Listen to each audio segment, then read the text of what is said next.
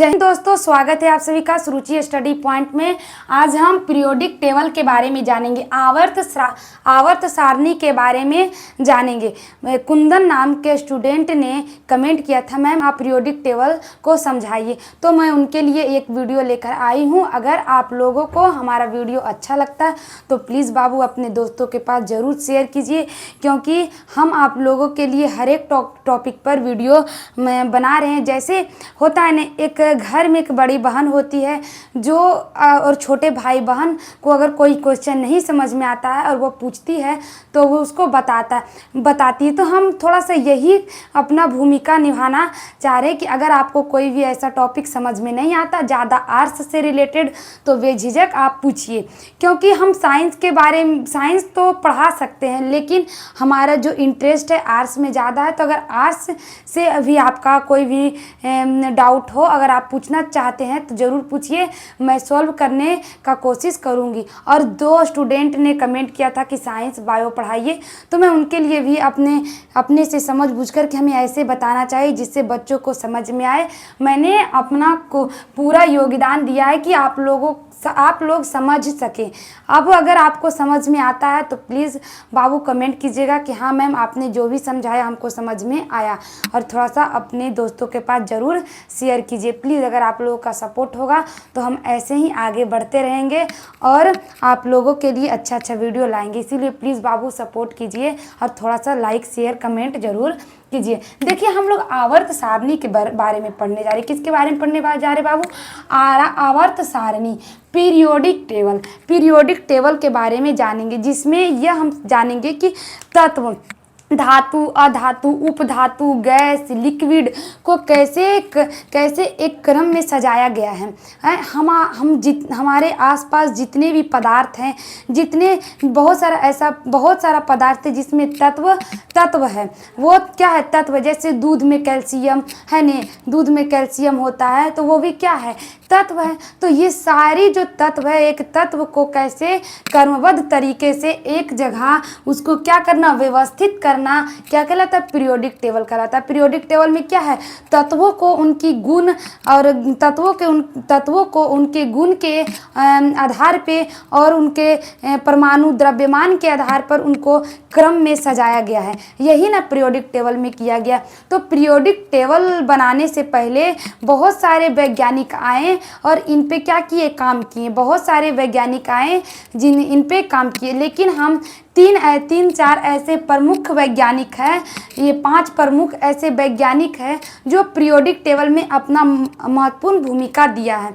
2 ऐसे वैज्ञानिक हैं जो पीरियोडिक टेबल की पूरी नींव उन्हीं पे रखी गई। अब हम इसके बारे में जानते हैं कि वो कौन कौन से वैज्ञानिक थे। जो देखिए, पहले हम समझते हैं कि पीरियोडिक टेबल मतलब तत्वों का वर्गीकरण क्यों आवश्यक है। पहले हम यह समझते हैं कि आखिर तत्वों को बांटा क्यों गया, तत्वों का वर्गीकरण आवश्यक क्यों है। पहला क्वेश्चन हमारा यही है कि तत्वों का वर्गीकरण क्यों आवश्यक है। जैसे कि हम लोग बायोलॉजी में पढ़ें कि जीवों का वर्गीकरण क्यों आवश्यक है। तो देखिए, तत्वों का वर्गीकरण हमें सबसे पहले आवश्यक क्यों? क्योंकि अगर तत्व को अलग अलग समूहों में बांट देंगे, अलग अलग वर्गों में बांट देने से हमें उनकी अध्ययन करने में, उन पर रिसर्च करने में बहुत ही आसानी होती है। बाबू क्या होता? आसानी होता है। तत्वों को वर्गीकरण करने से जो अध्ययन करने में और उस पर रिसर्च करने में क्या होता है? आसानी होता है। आसानी होता है नहीं। जब देखिए, बहुत सारा तत्व है और तत्वों को अलग अलग समूहों में, अलग अलग वर्ग में रख दिया गया, आवर्त में रख दिया गया, जिससे अध्ययन करने में और हमको उसको समझने में आसानी होती है। तो क्वेश्चन आएगा कि तत्वों का वर्गीकरण करना आवश्यक क्यों था? तो हम लिखेंगे तत्वों को वर्गीकरण करना आवश्यक इसलिए था क्योंकि हम तत्वों के बारे में अच्छी तरीके से अध्ययन कर सके।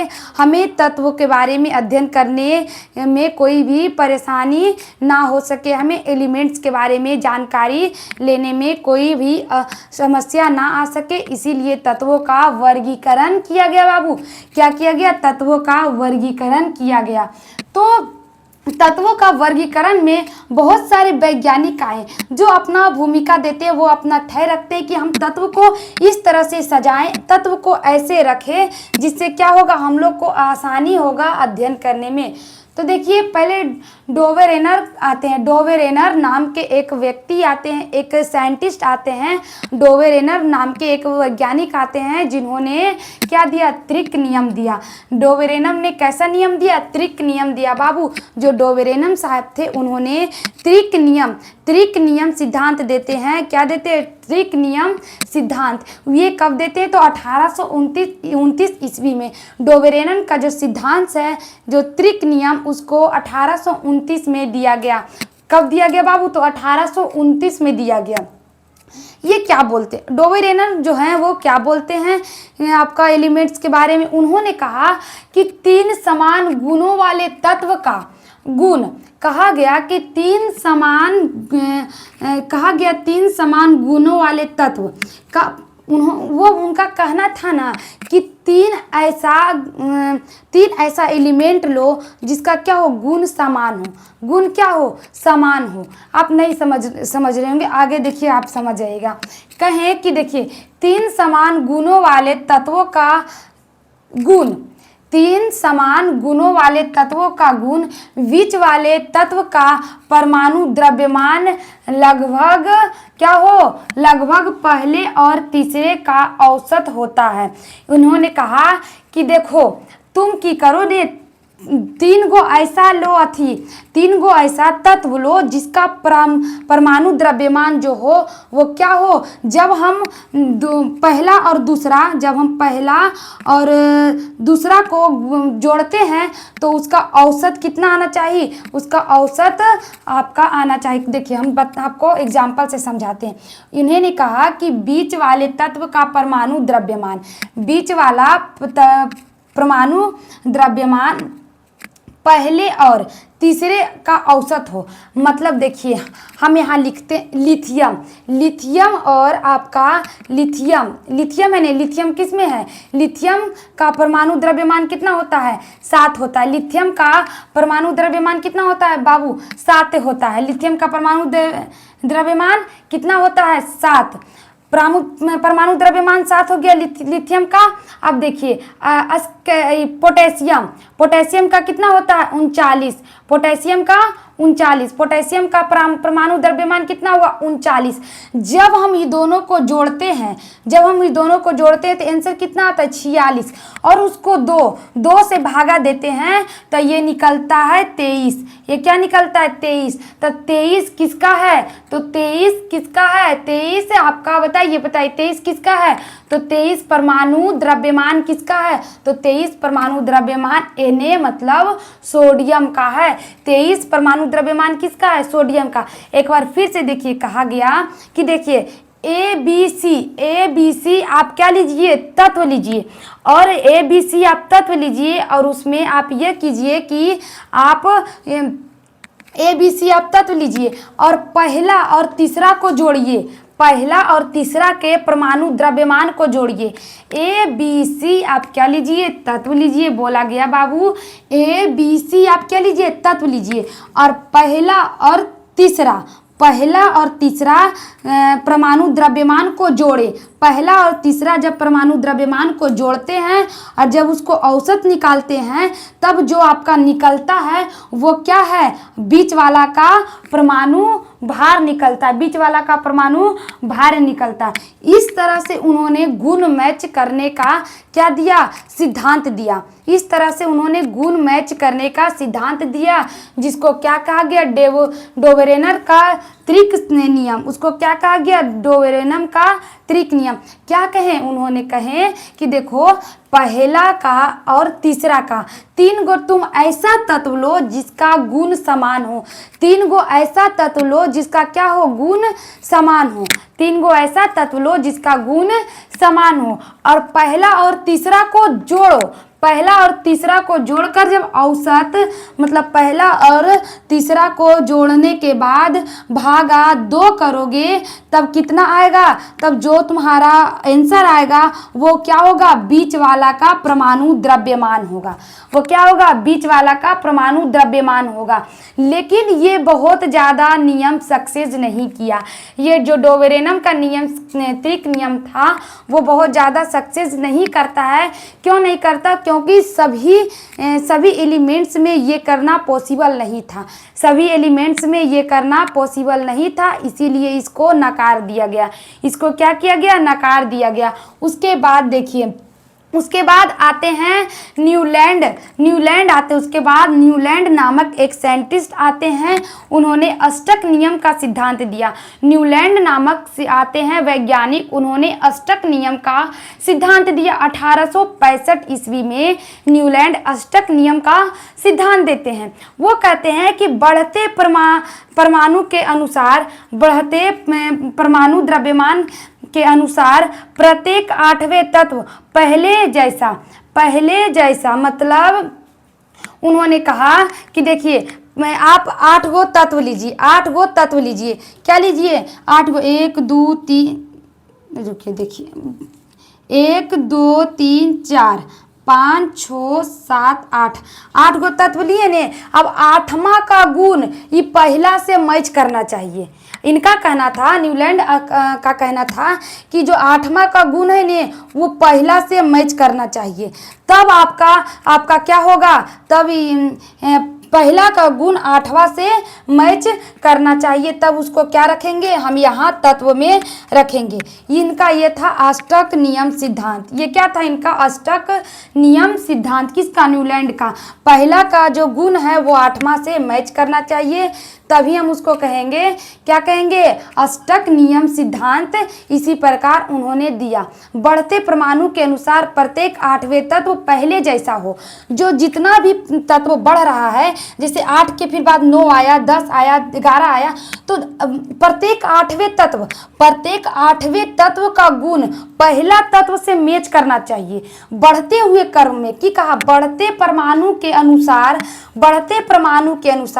प्रत्येक 8वें तत्व पहले जैसा हो मतलब प्रत्येक 8वें का तत्व का जो गुण होगा वो पहले जैसा होगा, तभी हम उसको क्या रखेंगे, यहाँ पे उसको हम सजाएंगे। तो इस तरह से क्या दिया, न्यूलैंड ने अष्टक नियम सिद्धांत का प्रतिपादन करते हैं। देखिए, इनका भी नियम को ने खारिज कर दिया गया। इनका भी कहा, बाबू तुम गलत बोल रहे हो, साइंटिस्ट आप गलत बोल रहे हैं, ऐसा सभी पर नहीं हो सकता है। फिर इसको भी कहा, डोबेरेनर को भी कहा कि आपका भी जो नियम है ने वो गलत है। ये भी कहा है आपका भी जो नियम है गलत है। इसको हमको सीक्वेंस से सजाना है। ये आप कहाँ अष्टक और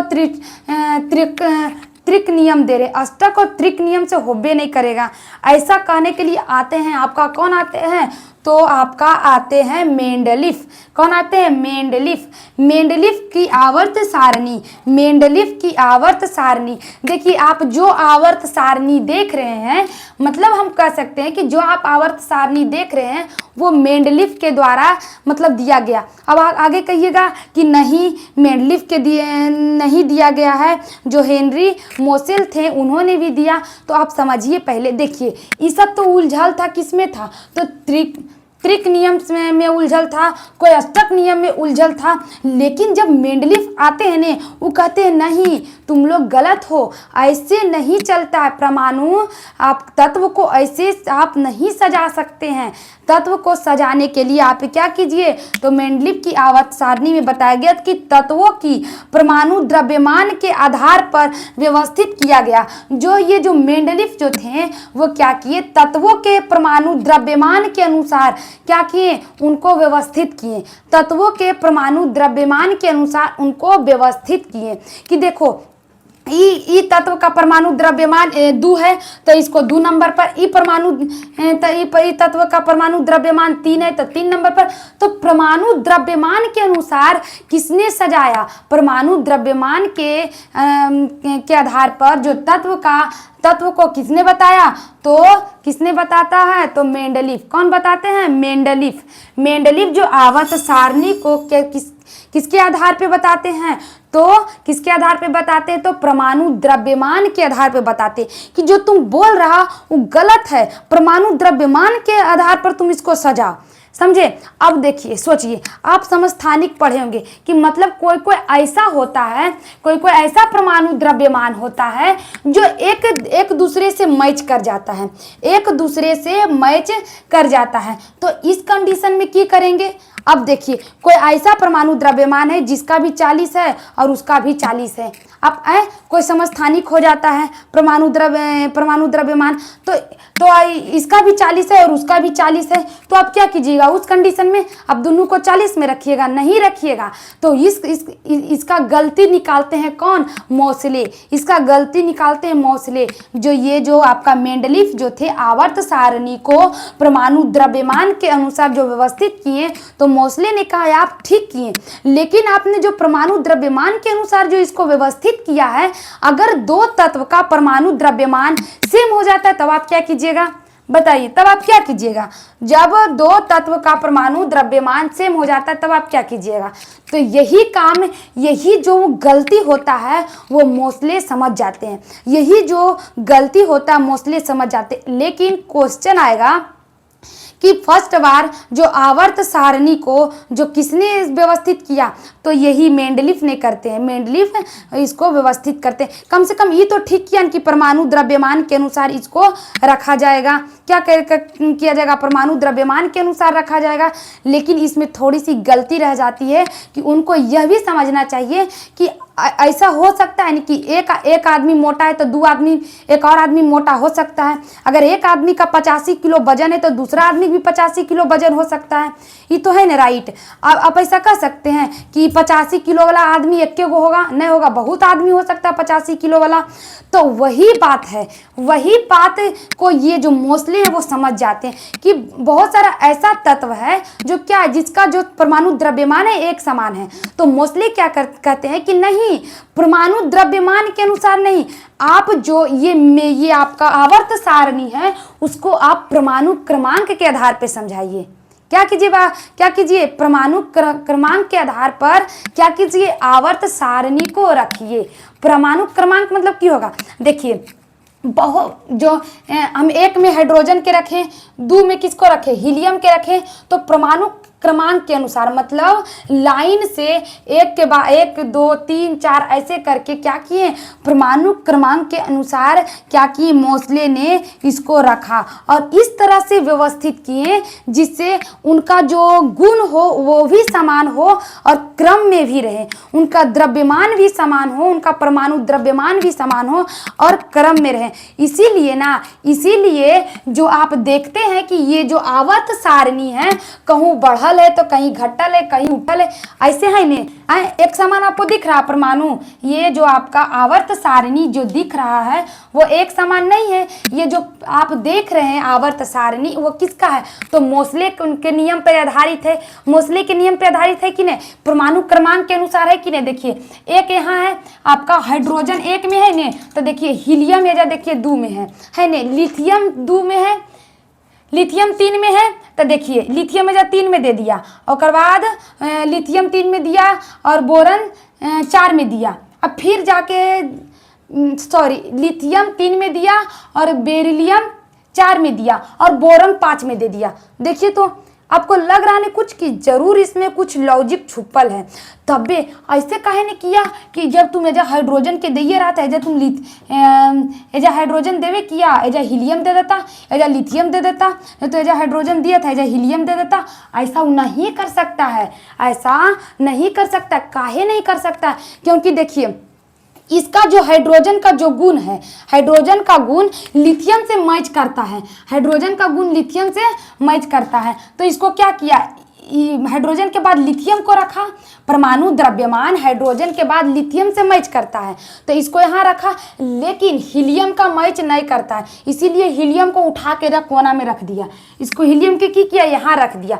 उसी प्रकार देखिए फिर लिथियम है, फिर बेरिलियम है, फिर बोरन है, फिर कार्बन है, नाइट्रोजन है, ऑक्सीजन है, फ्लोरीन है, नियोन है। तो इसी प्रकार इसको सजाया गया। तो सजाया किस प्रकार गया, वो देखा कि किसका गुण किससे मैच करता है, उसके आधार से आवर्त सारणी को क्या किया गया, सजाया गया। इसीलिए हमको देखने को मिलता है कि कहीं हम आवर्त सारणी ऊंचा है तो कहीं आवर्त सारणी नीचा है, कहीं आवर्त सारणी के बीच में कुछ नहीं है, कहीं आवर्त सारणी पूरा ऊपर है। यही टॉपिक है कि वो गुण मैच करवा कर उसको रखा गया है। क्या क्या गुण मैच करवा कर उसको रखा गया है कि वो क्रम में भी रहे और उनका क्या हो, उनका एक दूसरे से गुण भी मैच करे। इतना समझ में आया? इतना तक कोई दिक्कत नहीं होगा। आई होप इतना आप लोग को समझ में आ गया होगा। उसके बाद देखिए 5वां में 1913 में पाँच में एक और वैज्ञानिक आते हैं, फिर एक और वैज्ञानिक आते हैं, मेंडलीफ हो गया। मेंडलीफ के बाद एक और वैज्ञानिक आते हैं जिसका नाम रहता है हेनरी मोसेल। हेनरी मोसेल क्या, कौन है? हेनरी मोसेल, जो अभी हम बता रहे थे। ये कब आते हैं? 1913 में। हेनरी मोसेल 1913 में आते हैं, जो परमाणु क्रमांक का क्या देते हैं, परमाणु क्रमांक के आधार पर क्या करते हैं, पीरियोडिक टेबल को क्या करते हैं, सजाते हैं, पीरियोडिक टेबल को सजाते हैं। तो हम मेंडलीफ के बारे में जाने, हेनरी के बारे में जाने नहीं, अब थोड़ा पीरियोडिक टेबल के ओर बढ़ते हैं। देखिए आप देखते होंगे पीरियोडिक टेबल, ये आप देखते होंगे कि पीरियोडिक टेबल क्या है, क्षैतिज भी है आपका, क्षैतिज भी है और ऊर्ध्व स्तंभ की तरह भी है और क्षैतिज भी है, मतलब उठा हुआ भी है, सोया हुआ भी है। आपको दिख रहा होगा, देखिए ये क्या है, ये आपका क्या है, उठा हुआ है, मतलब क्या है, खंबे की तरह है। और ये क्या है, ये आपका सोया हुआ है। ये क्या, पीरियोडिक टेबल सोया हुआ है। तो इस प्रकार हम नहीं कह सकते हैं कि ये है कौन चीज। तो देखिए जो भी तत्व को किसमें रखा गया है, ऐसे खंभे की तरह रखा गया, उसको हम वर्ग कहते हैं। जो भी तत्व ऐसे है उसको क्या कहेंगे, वर्ग। जो खंभे की तरह उसको हम वर्ग कहेंगे। खंभा क्या है कि उठा हुआ रहता है, खड़ा रहता है, तो खड़े चीज़ों को हम वर्ग कहते हैं। पीरियोडिक टेबल में जो ये खड़ा है खंभे की तरह, उसको हम वर्ग कहेंगे, और जो सोया हुआ है उसको हम आवर्त कहते हैं। जो सोया हुआ है उसको क्या कहेंगे, आवर्त कहेंगे। ये क्या है बाबू, ये आवर्त है, इसको हम आवर्त कहेंगे। और ये क्या है, ये आपका क्या है, ये आपका वर्ग है। तो आवर्त और वर्ग में कोई कंफ्यूजन नहीं। जो खंबे की तरह खड़ा है उसको हम आवर्त कहेंगे, जो खंबे की तरह खड़ा है उसको हम वर्ग कहेंगे, और जो सोया हुआ है, जो क्षैतिज है, उसको हम क्या कहेंगे, आवर्त कहेंगे। उसको क्या कहेंगे, हम आवर्त कहेंगे। उसको क्या कहेंगे बाबू, आवर्त कहेंगे। अब देखिए इतना समझ में आ गया होगा। अब देखिए जो मेंडलीफ था ने, वो 9 वर्ग दिया। जो मेंडलीफ जो थे वो 9 वर्ग देते हैं। मेंडलीफ कितना देते हैं, 9 वर्ग, यहीं तक। मेंडलीफ 9 वर्ग को देते हैं यहीं तक। लेकिन जो आपका मोसले आते हैं, हेनरी मोसले, वो क्या करते हैं, 18 वर्ग की संख्या कितना देते हैं, 18 गो है। वर्ग कितना, 18 गो। देखिए गिनते हैं, 1 2 3 4 5 6 7 8 9 10 11 12 13 14 15 16 17 18 गो वर्ग है ना बाबू, 18 वर्ग है। तो 18 वर्ग हेनरी मेसेल द्वारा दिया जाता है। और कहेगा कि पीरियड कितना है, मतलब आवर्त कितना है, आवर्त कितना, तो आवर्त 7 है। आवर्त कितना है, 7 है। आवर्त 7 है। आवर्त हम किसको कहें, आवर्त जो सोया हुआ है। तो देखिए 1 हुआ आवर्त, 2 आवर्त, 3 आवर्त, 4 5 6 7। अब कहिएगा इसको आप कैसे छोड़ दिए, तो ये इसी का पार्ट है, ये इसी का पार्ट है, लेकिन इसको इससे अलग कर दिया गया, समझे। ये इसी का पार्ट है। जो आपका ये जितना भी इसमें तत्व है जिसको आप देख रहे हैं, वो इसी का पार्ट है, लेकिन इसको अलग कर दिया गया और इसको अलग कर दिया गया। ये जितने भी हैं इसमें बहुत ज़्यादा डेंजरस तत्व इसमें आए हैं। जैसे यूरेनियम ये सब हो गया, यूरेनियम ये सब हो गया। जैसे देखिए ये यूरेनियम है, यूरेनियम जहाँ यूरेनियम का जैसे जहाँ परमाणु बम फोड़ा जाता है कितना उसमें रेडिएशन होता है, तो जो खतरनाक चीज़ है ना उसको अलग कर दिया जाता है। जो बदमाश बच्चा रहता है उसको पहले ही साइड करके मुर्गा बना दिया जाता है। वही काम किया उसमें कि जितने भी अलग जो भी खतरनाक थे उनको अलग कर दिया गया। तो इसको आप इस नहीं कहिएगा कि इसको आप नहीं जोड़े, ये तो 19 होना चाहिए फिर 20 होना चाहिए, नहीं, ये इसी का पार्ट है, सिर्फ इसको अलग करके यहाँ पे रख दिया गया। और आवर्त श्रेणी को कुल 1 2 3 4 ग्रुप में बांटा गया, 4 ब्लॉक में बांटा गया। आवर्त श्रेणी को 4 ब्लॉक में बांटा गया। देखिए ये जो पहला आपको दिख रहा है, ये जो पहला दिख रहा है खड़ा ऊर्ध्वा आपका वर्ग, ये जो पहला दिख रहा है वर्ग हो या क्या कह सकते हैं हम इसको, वर्ग में भी आया और आपका आवर्त में भी आया। जब हम इसको ऐसे देखते हैं तो ये वर्ग में है, जब इसको हम ऐसे देखते हैं तो ये क्षैतिज में है।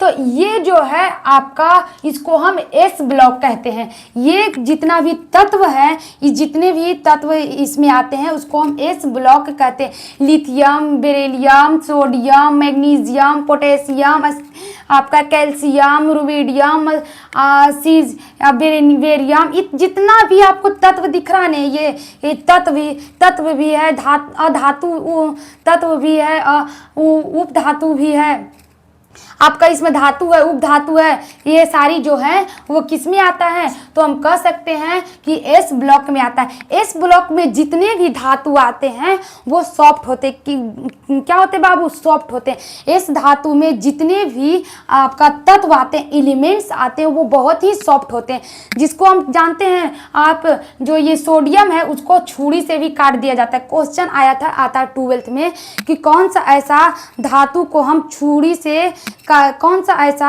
आप तत्व को छुरी से काट सकते हैं, तो ये आपका सोडियम है। तो ये बहुत ही सॉफ्ट है। तो सॉफ्ट धातु किसमें आते हैं, एस ब्लॉक में। एस ब्लॉक में जितने भी धातु हैं वो क्या है, सॉफ्ट है। एस ब्लॉक में जितने भी धातु हैं वो सॉफ्ट आते हैं। फिर डी ब्लॉक आते हैं। डी ब्लॉक ये जो आपको दिख रहा है यहाँ से यहाँ तक, ये क्या है, डी ब्लॉक है। ये यहाँ से यहाँ तक आपको जितना भी दिख रहा है ये क्या है, डी ब्लॉक है। क्या है, डी ब्लॉक। डी ब्लॉक में ज़्यादातर आपको धातु देखने को मिलेगा। ज़्यादातर आपको क्या मिलेगा, धातु देखने को मिलेगा। इसमें धातु भी देखने को मिलता है, आपका लिक्विड भी देखने को मिलता है, लेकिन ज़्यादातर क्या इसमें धातु है। देखिए धातु है कि नहीं, कोबाल्ट, निकेल, तांबा, जिंक, ये सब क्या है, चांदी, आपका स्कैंडियम, ये सब क्या है, धातु है। ये सब क्या है, धातु है। तो आप डी ब्लॉक में ज़्यादातर हमको क्या देखने को मिलता है बाबू, तो धातु देखने को मिलता है। हम धातु किसे बोलते हैं, जिसमें चमकीला हो, जिसमें क्या हो, चमक हो, वो क्या हो, जिसमें चमक हो, जो क्या हो, बिजली का क्या हो, सुचालक हो, उसी को तो हम धातु बोलते हैं। तो जो तन्य हो, जो क्या हो, जिसको हम पीट कर लंबा घिस सकते हैं। देखते हैं सोना चांदी को क्या करता है, सोनार पीट कर उसको गहना बना देता है। तो क्या हो, उसमें क्या होती है, तन्यता होती है, वो चमकीले होते हैं। ये सब धातु के लक्षण होते हैं। तो ये धातु में आते हैं। जितने भी डी ब्लॉक होते हैं, डी ब्लॉक में जितने भी हैं वो बहुत सारा धातु आता है। और ये आपका जो एस ब्लॉक में जो धातु होते हैं वो बहुत सॉफ्ट होते हैं। उसके बाद आता है P block. P block mix block है। पी ब्लॉक में हर कुछ आता है, धातु, उपधातु, गैस, आपका लिक्विड सब आता है। किस में आता है, तो आपका पी ब्लॉक में आप देखिएगा कि देखिए बोरोन क्या है, बोरोन सॉलिड है। बोरोन क्या है, सॉलिड है। आपका देखिए नाइट्रोजन क्या है, गैस है। आया नहीं, सॉलिड आया, गैस आया। देखिए कजो लिक्विडो होवे करेगा, कजो लिक्विड भी होगा ही। जैसे बोरोन क्या है, ब्रोमीन क्या है, लिक्विड है। ब्रोमीन क्या है, लिक्विड है। ब्रोमीन क्या है, लिक्विड है। देखिए ब्रोमीन जो होता है वो अधातु है। ब्रोमीन क्या है, अधातु है। ये कमरे के ताप पर क्या होता है, ब्रोमीन कमरे के ताप पर, मतलब इसको हम लिक्विड कहते हैं। जैसे पारा देखें यहाँ, पारा क्या, पारा धातु है। पारा क्या है, धातु है, लेकिन आपका ब्रोमीन क्या है, अधातु है। क्या है, पारा। पारा को देखते हैं जिससे हम लोग थर्मामीटर में जो पारा होता है उसी को तो हम पारा कहते हैं, वो क्या है, धातु है, लेकिन ब्रोमीन अधातु है। तो देखिए लिक्विड आया, सॉलिड आया, गैस आया, आपका धातु आता है, अधातु आता है। तो पी ब्लॉक में मिक्स एलिमेंट पी ब्लॉक में आते हैं। यहाँ बहुत सारे धातु, उपधातु, लिक्विड, गैस सब पी ब्लॉक में आता है। अब देखिए एफ ब्लॉक, पी ब्लॉक तक तो हमने जाना। एफ ब्लॉक में बहुत सारे खतरनाक एलिमेंट्स को रखा गया। जैसे देखिए यूरेनियम हो गया, थेरेनियम हो गया, ये आपका क्या है, ये सब बहुत खतरनाक है। यूरेनियम जहाँ बम ब्लास्ट होता है बाबू, वहाँ देखिए जिस जगह बम ब्लास्ट हुआ वहाँ जब रेडिएशन फैलता है, वहाँ जब बम ब्लास्ट होता है तो रेडिएशन उसका जीन में घुस जाता है। जैसे देखिए जिस स्थान पे एक बार क्या हुआ, परमाणु विस्फोट हो गया, जो स्थान पर एक बार आपका यूरेनियम का बम फोड़ दिया गया, वहाँ पर की हो जाता, वहाँ का जो भी फिर बच्चा होगा नहीं, वहाँ का जो भी लोग हैं वो अपंग हो जाते हैं। अगर उनके डीएनए में चला जाता है वो रेडिएशन, इतना खतरनाक रेडिएशन होता है वहाँ के, मतलब अगर उसका 10 पीढ़ी तक अगर उसका कोई बच्चा होता है तो वो अपंग पैदा होता है। इसीलिए जहाँ यूरेनियम का बम विस्फोट होता है वहाँ के जो बच्चे होते हैं वो अपंग पैदा होते हैं। जैसे हिरोशिमा नागासाकी, यहाँ पर क्या हुआ था, आपका परमाणु बम फेंके गए थे, वहाँ तक अभी तक कितना